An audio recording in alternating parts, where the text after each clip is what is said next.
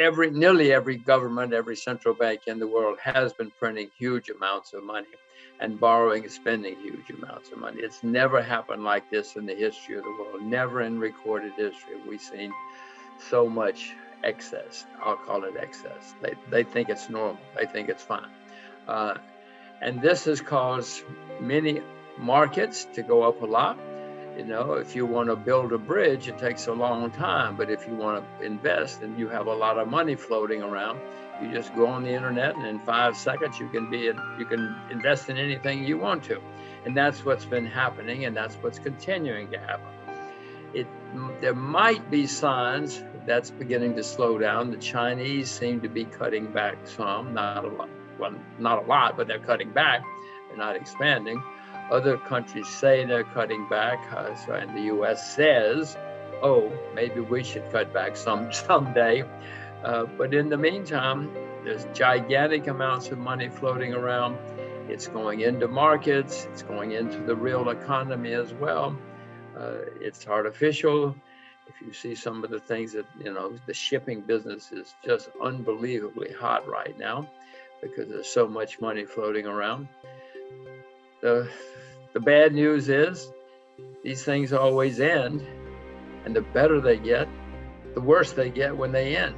And as I said, we've never seen anything like this in recorded history, so be worried. I'm not short. I haven't sold short anything, but I am certainly worried. As I look around the world, bonds are clearly in a bubble. Bonds have never been this expensive in the history of the world. Not in recorded history anyway. Property in many places, you go to Korea, you go to New Zealand, you go many places, property is certainly in a bubble.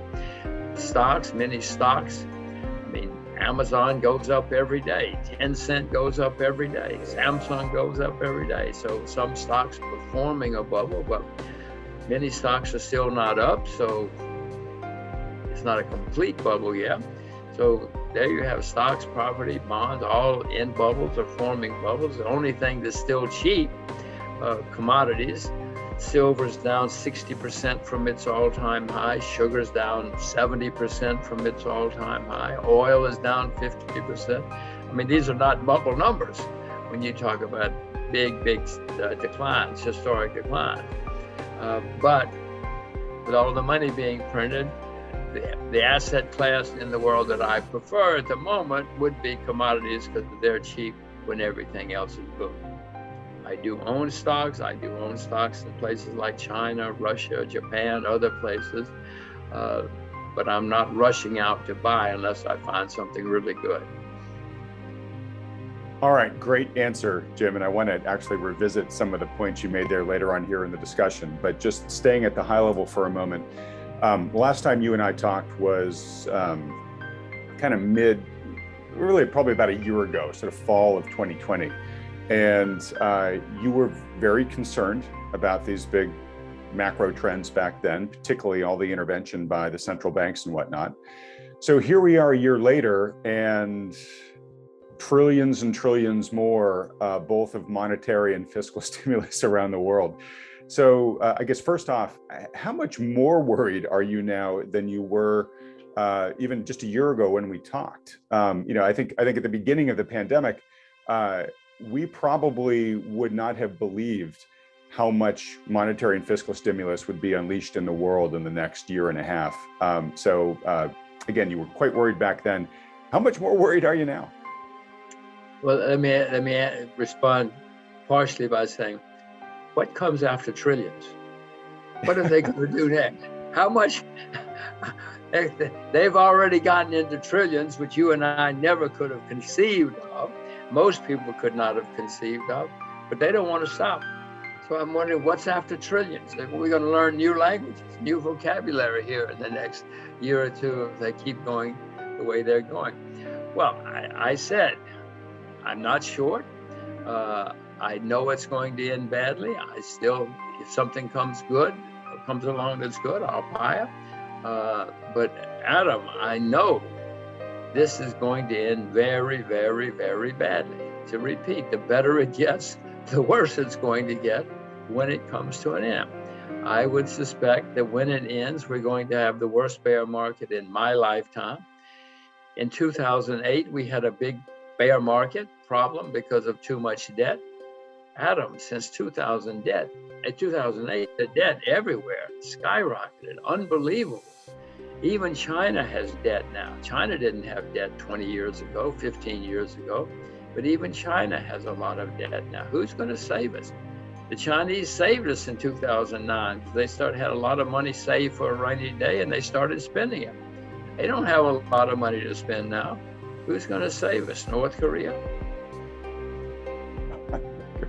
North Korea doesn't have much debt, that's why I say.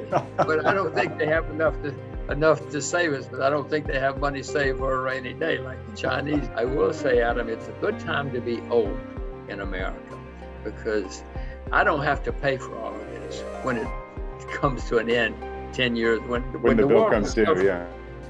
My children, oh my gosh, the problems my children are going to run into in their lifetimes because of what these clowns are doing now. As I say, it's good to be old. But you're right, it's going to end someday and it's going to end badly when it ends. You said either currency collapse or economic collapse. You can have both. You can have one and then it leads to another. In the 30s, we had both, for instance, around the world. And then we had war, it's shooting war. And that's the really bad news is often in history when you have really, really bad times, especially worldwide, it winds up in shooting wars. It certainly did after the 30s. It's not good news. I don't see good news. I repeat that in 2008 and 9, we had horrible problems with too much debt. Since then, the debt has gone through the roof by unbelievable amounts. And I know that's going to end badly. I don't want to scare people or anything else. I own shares. I'm not short anything as we sit here right now. If you know something for me to sell short, I doubt if I would, because I know how much money they can print. But I do know it's going to come to an end, and all of us should probably watch Wealthion to get prepared or to get worried. If we know what's going on, we'll get worried. And if we get worried, we'll probably get prepared, and then we might survive. Some people came out of the 30s very rich. Most didn't. Most lost huge amounts of money. But I hope that I survive. I hope you survive, and I hope all of your viewers survive. But are there any potential indicators that you're watching that will give you a sense of when it's time to start battening down the hatches and at least get less long, if not go short? These things always start where we're not looking. In 2007, Iceland went bankrupt. People say, "What? Who's Iceland?" If they noticed. Nobody cared. And a few months later, Ireland went bankrupt. Some noticed. A few months later, Bear Stearns went bankrupt. Now we're starting to notice. And then BlackRock went bankrupt, in the big bank in England. And then eventually, Lehman Brothers went. Well, then it's on the evening news. Then everybody knows. So my point is, these things snowball, and they start where we're not looking, and it may have already started for all I know. I've seen some small places having problems. But as I say, I'm not selling short yet because I know how much money these guys can print. And what I would suspect is going to happen, Adam, is somewhere along the line, next month, October, it's a good month. October, stocks go down in lots of places. Well, then they're going to really panic because they want to keep their jobs. And so they're going to print even more money. And so we'll have a rally. But I would suspect that would be the last rally because there's only so much. I mean, eventually the market says, wait a minute, guys. We've seen this movie before. We know how it ends. We don't care how much money you print. So that in that kind of scenario, we go down in October, and this is not a projection, but it's not a prediction. This is just a scenario.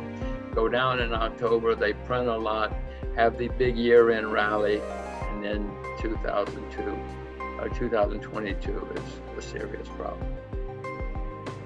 Probably the beginning of a serious problem because, as I said, the next bear market is going to be the worst in my lifetime because of all this staggering amount of debt.